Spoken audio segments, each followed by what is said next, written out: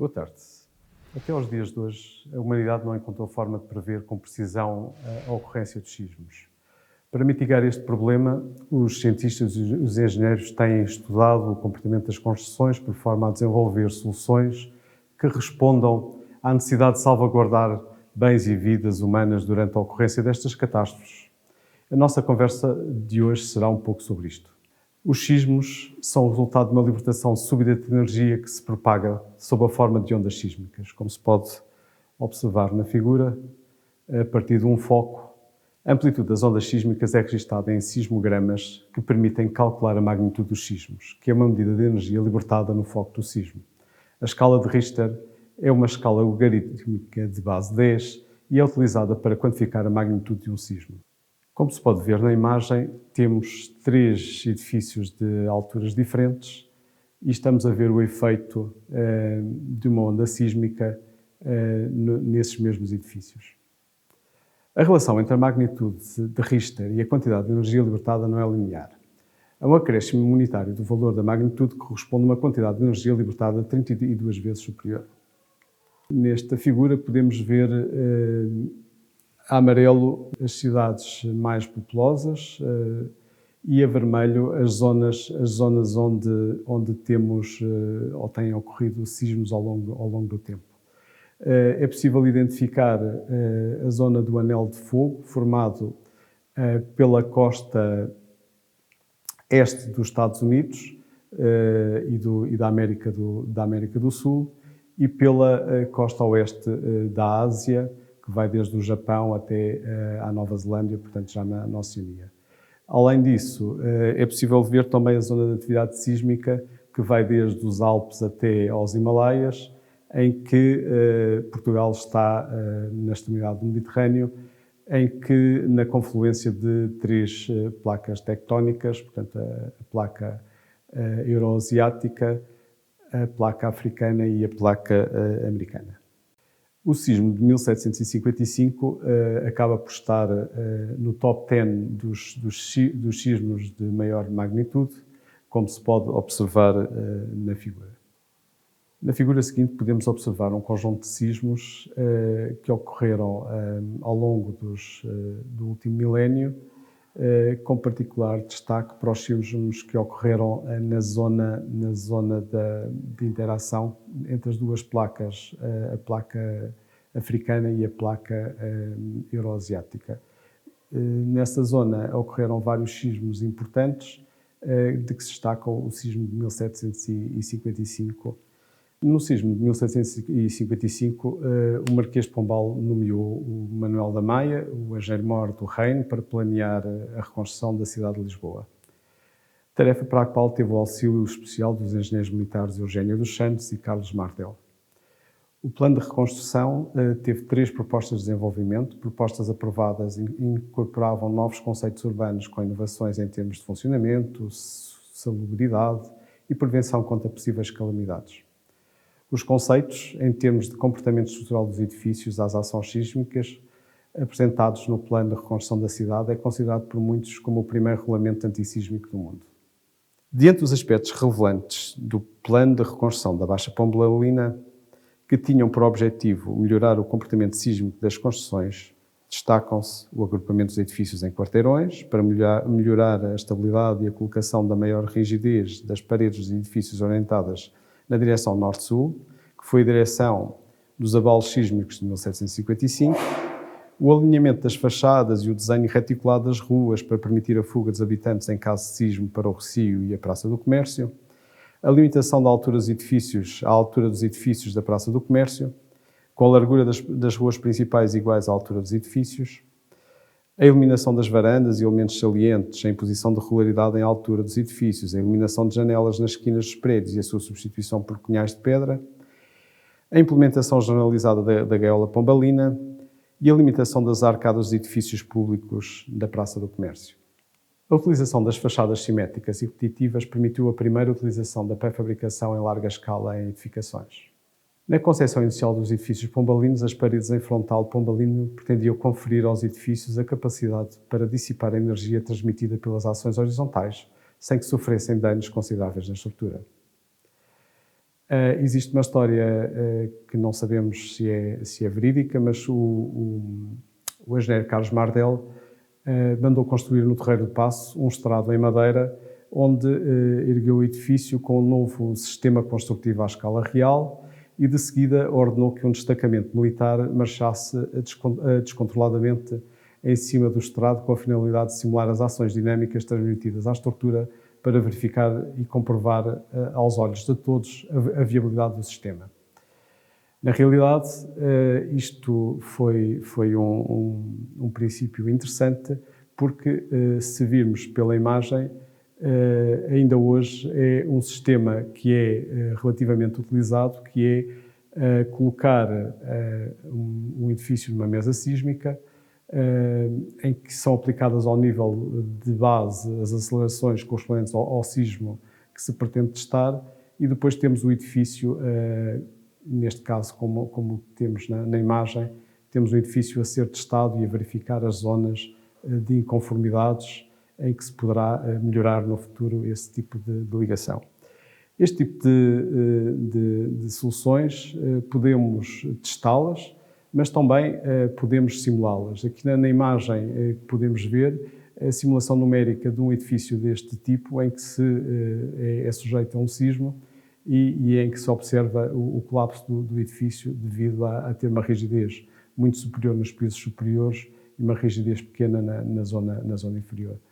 Ou no caso desta modelação, onde se pretende simular o sismo que ocorreu na Nova Zelândia com o colapso do edifício. A modelação numérica é bastante interessante, mas nem sempre conseguimos dela retirar tudo o que pretendemos. Porquê? Porque os sismos são imprevisíveis e, ao mesmo tempo, o conjunto de situações que se nos deparam, por vezes, também são imprevisíveis. Agora vou mostrar um conjunto de imagens que mostram, por exemplo, ao nível dos pilares, algumas das rupturas que ocorrem durante os sismos. Aqui esta corresponde a um sismo de São Fernando, nos Estados Unidos, em 1971, em que se verifica que os pilares ficaram completamente danificados. Neste caso também, num sismo na Califórnia, em 79, na base dos pilares, levou ao colapso daquela zona do edifício, ou então, neste caso, de um viaduto, em que todo o viaduto acabou por cair devido ao colapso dos próprios pilares. Agora, outros exemplos, como no caso deste dano que ocorreu no sismo de Northridge, em Los Angeles, em 94, o mesmo acontecendo com este outro dano que ocorreu também num destes sismos, ou mesmo nesta situação. Portanto, em todos os casos, o que é verificado é que ocorre uma ruptura ao nível dos nós, por falta de armadura, ou por falta de confinamento, ou por falta de armadura de continuidade entre o pilar e a parte superior do edifício. Neste exemplo, vou mostrar então um sismo que ocorreu na Turquia. Isto é a escola, isto foi uma escola que foi afetada por um sismo e, mais tarde, após a ocorrência do sismo em 2003, o que aconteceu foi que a escola passou a ter menos um piso, porque durante o sismo o piso inferior acabou por colapsar devido a problemas relacionados com os próprios pilares. Portanto, os pilares acabaram por ceder e houve uma ruptura dos pilares que levou depois a formar uma espécie de baralho de cartas e a parte superior do edifício acabou por cair sobre a parte inferior e, portanto, levou a danos bastante elevados neste edifício e a demolição depois do referido edifício. Aqui mais alguns pormenores. Baseado nisto, o trabalho que nós temos feito, não baseado nestes últimos casos, mas no fundo baseado na questão dos problemas que os sismos provocam e que as estruturas têm que os tentar resolver, em especial no caso dos pilares, podemos resolver este tipo de situações através do reforço dos pilares com diferentes técnicas. Aqui na faculdade temos, de alguma maneira, conseguido testar alguns pilares e alguns pilares de secções diferentes. Neste caso, estamos a ver na figura da direita a nossa plataforma de ensaio e também na zona inferior à esquerda a parte de recolha de dados. Nesta situação podemos observar que temos na zona, estamos a ter um pilar que está ali, será o pilar P6, que estará carregado verticalmente por uns varões de IVIDAG e, por sua vez, também está preso ao piso do próprio laboratório. Por sua vez, a ideia é simular o sismo através de um histograma de deslocamentos que seja semelhante ou similar ao que poderia ocorrer num sismo e que será aplicada, portanto, uma força, um deslocamento no topo do pilar que vai incrementando, é um deslocamento cíclico que vai sendo incrementado ao longo do tempo. Portanto, este tipo de ensaios é relativamente complexo, tem uma grande quantidade de instrumentação, porque temos que deixar a instrumentação logo na própria armadura antes de ser betonada. Depois da posição do próprio pilar no local, temos o conjunto de instrumentação para verificar, digamos que as cargas, os deslocamentos, as extensões. E, portanto, só depois é que podemos, obviamente, passar para a fase seguinte de ensaio. Tenho aqui agora alguns exemplos dos resultados que obtivemos, por exemplo, neste conjunto de ensaios. Nesta figura podemos observar alguns ou pelo menos o ensaio de referência deste conjunto desta série de ensaios que fizemos em pilares circulares reforçados com diferentes técnicas. Neste caso, temos um diagrama força-deslocamento, em que podemos verificar que existe, portanto, a máxima força que ocorreu foi de 32 kN e depois tivemos um drift à volta de 2,75%. O drift é a relação entre o deslocamento horizontal e a altura do pilar. À medida que fomos aplicando sistemas de reforço diferente, fomos ganhando em termos de resistência e em termos de drift ou de deslocamento horizontal. Porque neste caso é a solução em que aplicamos na zona de recobrimento, na parte inferior, na zona da rota plástica, aplicámos um betão polimérico e incrementámos bastante a resistência e em alguma parte também o deslocamento horizontal. Depois passámos a utilizar o reforço com fibra de vidro, materiais compósitos, portanto, na base do pilar. Estas soluções são soluções em que o tecido de fibra de vidro é aplicado na parte inferior do pilar para conseguir confinar melhor aquela zona e aqui conseguimos um drift idêntico ao da situação anterior.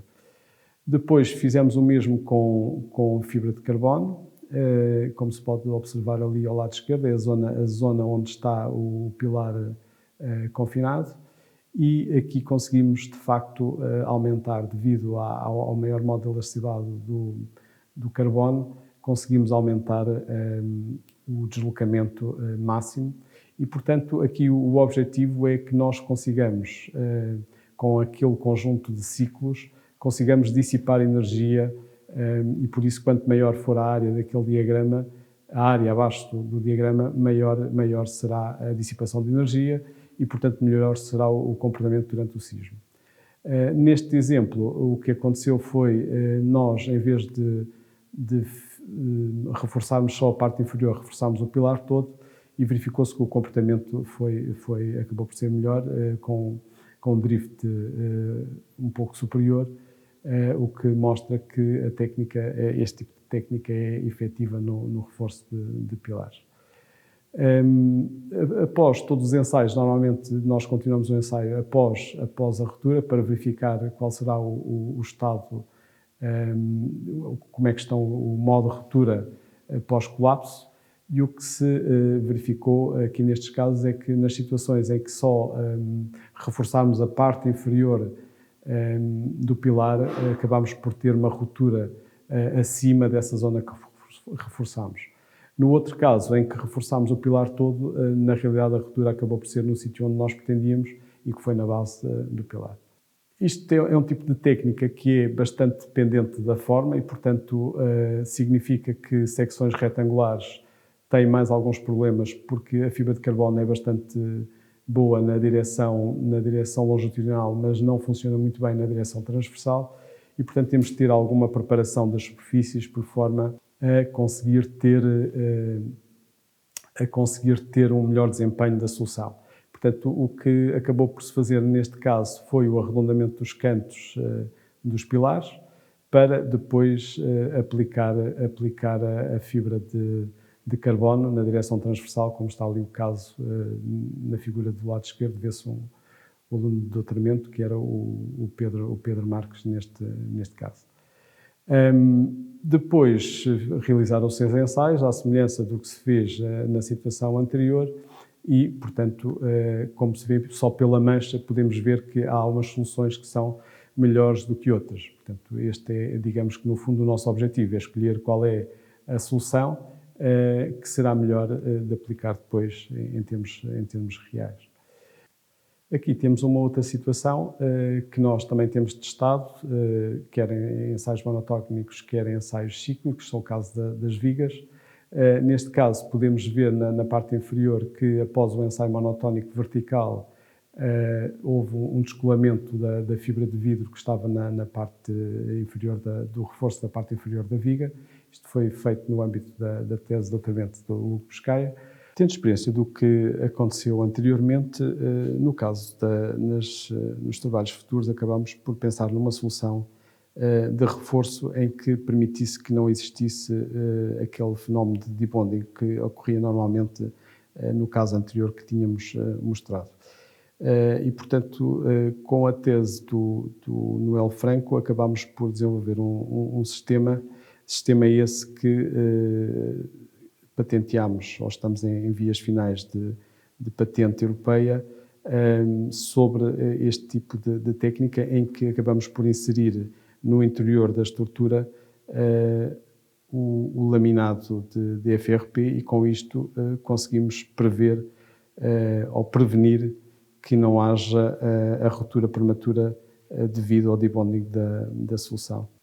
Ainda em vigas, houve aqui uma outra situação que estudámos no âmbito da tese da Ana Rita Gião, com o professor Walter Lúcio, em que estávamos com alguns problemas ao nível do protocolo de ensaio. O protocolo de ensaio normalmente aplicado em vigas é o mesmo protocolo que é aplicado a pilares, e isso levava a que, após o ensaio, o comportamento da viga não parecia ser o que se verificava durante o sismo. E por isso desenvolveu-se um protocolo de ensaio que levou a que a dissipação, acaba por existir maior dissipação de energia e também que os danos só ocorrem na forma que é expectável e que ocorre durante os sismos. Por fim, mostro-vos aqui um caso um pouco diferente, mas na realidade também utilizámos e fizemos ensaios monotónicos e cíclicos. Isto corresponde ao pilar desta torre eólica que desenvolvemos. Isto foi um trabalho realizado com o professor Walter Lúcio também e com o apoio de colegas brasileiros e de um aluno de mestrado, e cujo objetivo era testar as ligações nesta torre que nós desenvolvemos e tivemos um prémio nacional de inovação. Pronto, chegamos aqui ao fim desta nossa conversa. Resta-me agradecer a vossa atenção. Uma boa tarde para todos. Muito obrigado.